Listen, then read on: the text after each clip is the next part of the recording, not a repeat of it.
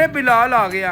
बेटा इधर आओ, देखो फूफो कितनी दूर से आपसे मिलने आई हैं। अस्तगफिरुल्लाह अस्तगफिरुल्लाह अस्तगफिरुल्लाह। ओ पुप्पी इधर आ, उधर अम्ब लेने जा रहे हैं। अस्तगफिरुल्लाह अस्तगफिरुल्लाह अस्तगफिरुल्लाह। चलो ना सलाम ना दुआ, ए मुझ की बुड़बुड़ कर रहे हैं। अरे नहीं नहीं, वो बुड़बुड़ नहीं कर रहा, असल में वो पूछना चाह रहा है कि आप खाओगी क्या। ला हौला वला कुव्वता इल्ला बिल्लाह। ये क्या बदतमीजी है बिलाल, तुझे पता है फूफो पूरा 1 महीना हमारे घर रहने के लिए आई हैं। आलतू जलालतू आई बिला को डालतू। बिलाल जी तू मेरे को इन्ना ही तंग है ते मैनू दस, मैं चली जानी आ। ईमानल्लाही अस्सलाम वालेकुम। ओए बिलाल ये क्या तरीका है। मैं जदों भी आनी है ना तेरा मुंडा मैनू जलील करके ही कटदा है। यार मैं बिलाल वालों माजरत करना, तुसी आओ आओ बैठो।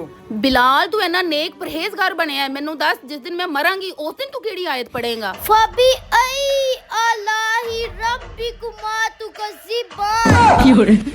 अस्तगफिरुल्लाह अस्तगफिरुल्लाह